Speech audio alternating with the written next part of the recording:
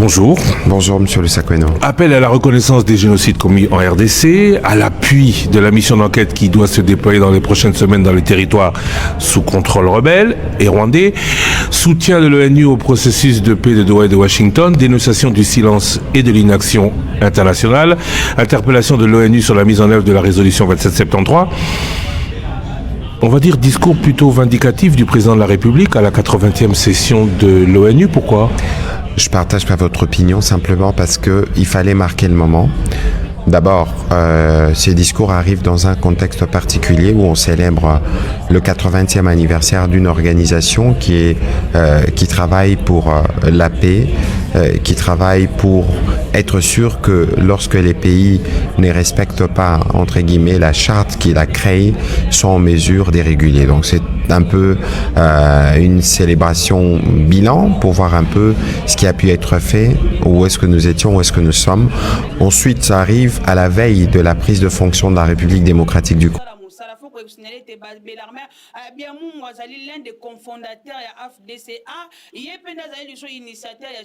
Suite de notre élection, et puis il y a un contexte national qui est marqué justement par ces processus de paix qui a commencé, et puis il y a des questions climatiques, il y a toutes ces grandes questions et la voix de la RDC a été entendue.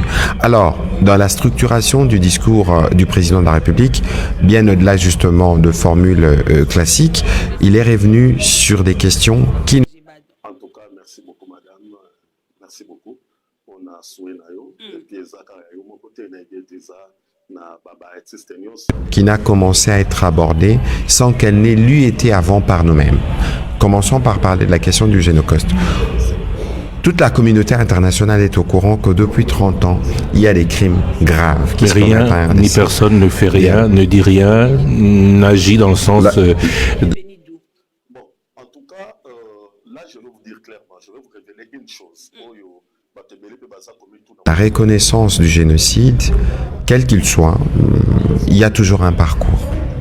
Nous, on n'a pas besoin des autres pour reconnaître les malheurs que nous avons. Vers les années 2010,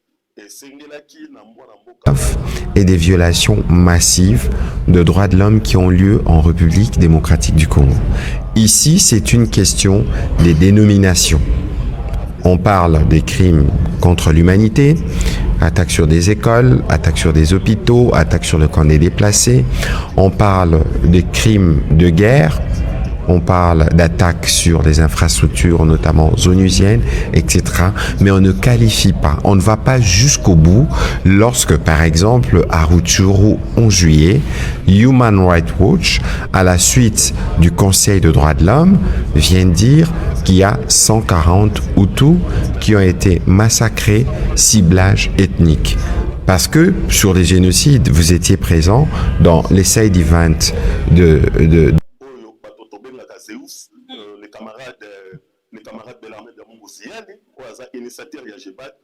même entendu avant, le procès de Charles Nana nous a édifié sur ce sujet. Il a été d'ailleurs condamné, on ne comprenait pas trop pourquoi, mais vu la définition du génocide, il faut préméditation, il faut cible.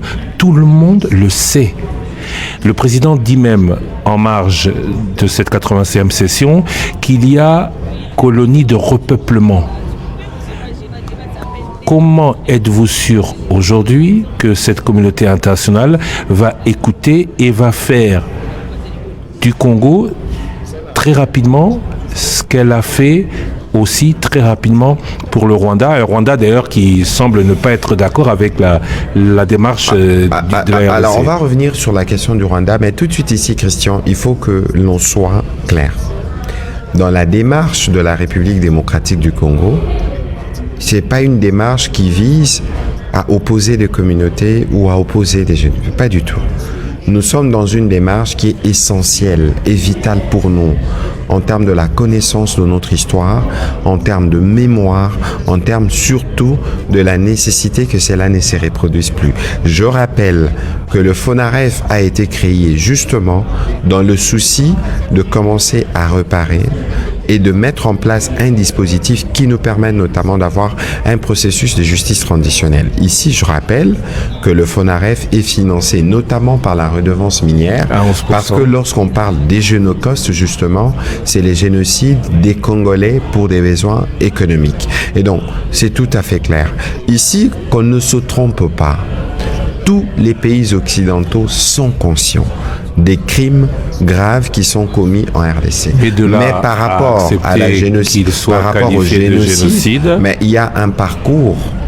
Il y a un parcours, et c'est ce qui a commencé, parce qu'il y a trop de crimes qui ont été commis dans les silences, trop de crimes qui n'ont pas été vus. Mais s'il faut parler spécifiquement du cas de Rutshuru, qui ressemble à l'exact au cas de Kichiche il y a 3 ans, vous allez voir qu'il y a une intention, celle d'attaquer les Hutus, qu'on assimile Joseph Dallaire, et une programmation et une planification, parce que c'est des opérations conduites par le père, donc l'armée rwandaise, et les fils de la brigade avancée du M23.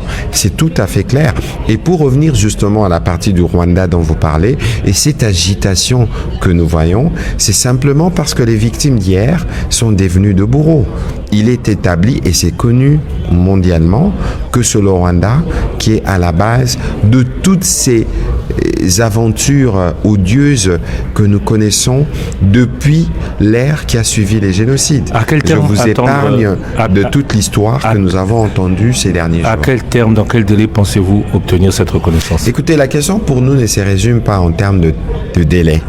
La question pour nous, c'est que nous avons commencé un travail en interne. C'est un travail qui permet aujourd'hui aux Congolais d'être conscients lorsqu'on parle de Tingi-Tingi, lorsqu'on parle de Makobola, lorsqu'on parle de Kasika, pour qu'on soit en mesure d'identifier les lieux, les types des massacres et les communautés qui ont été ciblées. Je pense que c'est un travail mémoriel qui est important, qui permet aux Congolais de comprendre ce qui se passe. On met de côté, mais au-delà de ce qui s'est fait de ces points de vue, nous, comme gouvernement, nous avons commencé non pas seulement un processus de réparation, mais il y a un processus, un travail de mémoire qui s'est fait, et je ne vous informe pas qu'il y a aussi des actions judiciaires qui sont envisagées. Le ministre de la Justice est bien outillé à propos. C'est pour vous dire que nous-mêmes, comme Congolais, nous voulons apporter notre réponse. Mais pour le reste, les autres, ça prendra le temps que ça prendra, mais pour autant, nous faisons ce qui est de notre devoir, et pour la mémoire de nos compatriotes qui ont été tués. Revenons sur le discours du président, soutien de l'ONU au processus de paix de Doha et de Washington. Le président qui avait annoncé un peu avant à la presse que Doha est un peu à l'arrêt, notamment à cause des bombardements, mais aussi ou surtout à cause des problèmes qu'il y a. Peut-on savoir s'il va profiter de son voyage aux États-Unis pour faire avancer le sujet auprès du président Trump notamment, qui lui dit que parmi les 7 conflits qu'il a réussi à faire cesser, la RDC figure? Écoutez, ce matin, j'étais à une conférence et la question, elle est revenue. Je dis que nous n'avons jamais été aussi proches de la paix.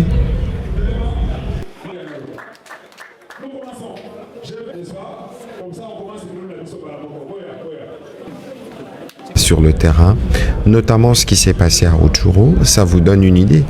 Et lorsque nous disons que c'est une gouvernance par crime, dans les zones sous occupation, c'est des crimes qui sont commis quotidiennement. Que lorsque vous regardez justement les faits et gestes posés depuis la signature de la déclaration de principe de Doha et de l'accord de Washington, les actes successifs posés par la brigade avancée de l'armée rwandaise illustrent bien leur volonté de ne pas respecter ce qui avait été convenu. Peut-être parce qu'il ne s'agissait que de déclarations de principe. À quand on est ici à Washington, on est ici aux États-Unis, pardon, à quand, très attendu, la signature d'un accord de paix entre le Rwanda et la RDC, annoncé par le président Trump, entre Paul Kagame et le président. La question, c'est qu'il faudrait qu'on soit...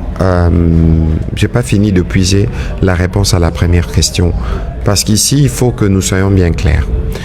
Nous apprécions énormément, et on n'a jamais vu avant, une telle implication de l'administration américaine pour nous amener à la solution. Le président Tshisekedi a même dit que le président Trump mérite un prix Nobel. Les acquis, c'est que nous avons un accord signé avec le Rwanda et un accord précis qui nous permet aujourd'hui de gérer les raisons évidentes de la guerre menée par les Rwandais. C'est pour ça que cet accord de Washington est un acquis. Ensuite, il y a la réalité sur le terrain. Évidemment, la réalité telle que vécue par nous, elle est différente de telle qu'elle est vécue aux États-Unis.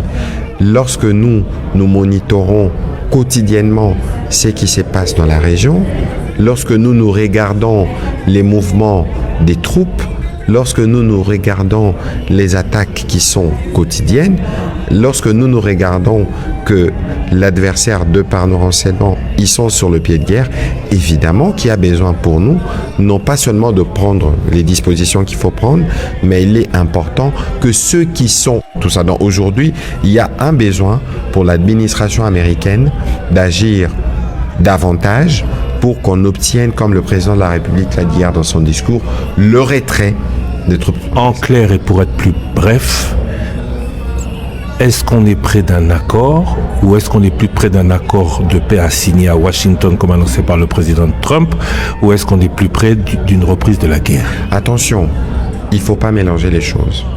À Washington, nous avons déjà un accord. L'accord qui a été signé le 27 juin. Accord entre... Oui, mais le président Trump a annoncé que Paul Kagame...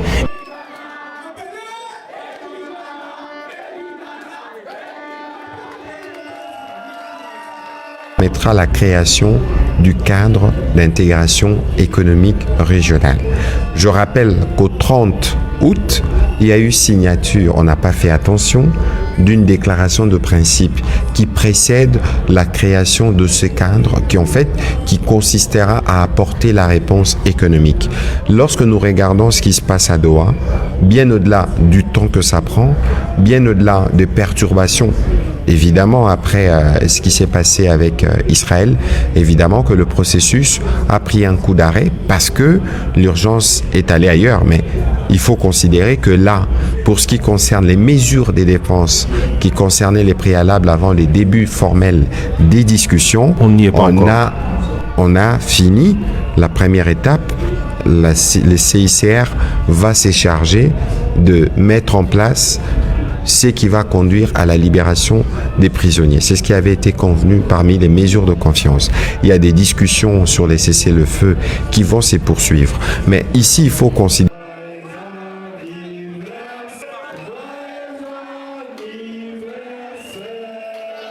l'accord de Washington, il y a une responsabilité qui influence auprès de son fils, les M23, pour faire avancer les processus. Et je crois que le président de la République a eu lui-même l'occasion d'y revenir au cours de son déjeuner de presse. La rébellion s'installe administrativement pour durer.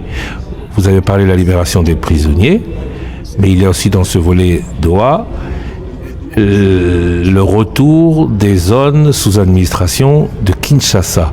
Est-ce qu'on peut, puisqu'on ne parle plus de signature Paul Kagame et Félix Tshisekedi pour le moment, c'est pas qu'on en parle plus, parler de Doha. Le président de la République a dit que cela devrait intervenir, mais il y a les processus sont liés.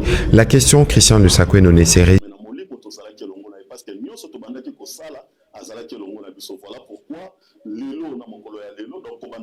le Rwanda qui n'est pas venu et nous avons vu ce qui s'est passé par la suite et donc nous avons une expérience avec ceux avec qui nous discutons de ces choses. Donc il y a la part que nous pouvons faire, il y a la part de la médiation et il y a la part de l'autre partie. Et tout découle Doha, Washington, tout découle, y compris tout va ensemble, y compris le dialogue, on va y arriver.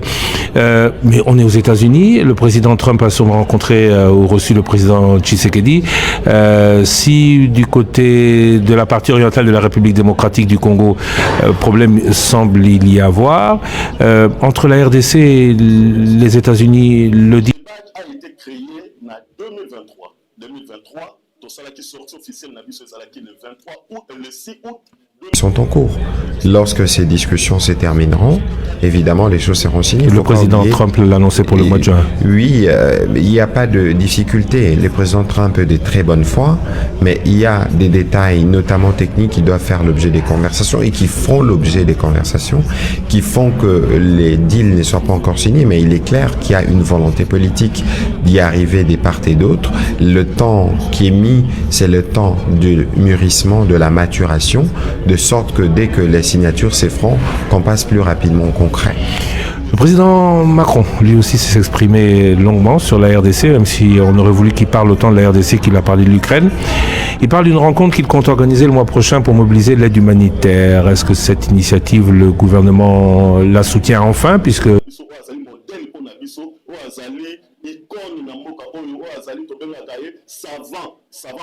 Septembre, on parle d'octobre désormais. Sur le principe, on ne peut pas vouloir parler de la situation humanitaire en RDC sans l'avis de la RDC ou tout au moins sans une implication. Donc aujourd'hui, s'il en passe, c'est qu'il est d'accord. Si vous êtes d'accord. Je ne serai pas en mesure de vous donner davantage. Depuis 2010,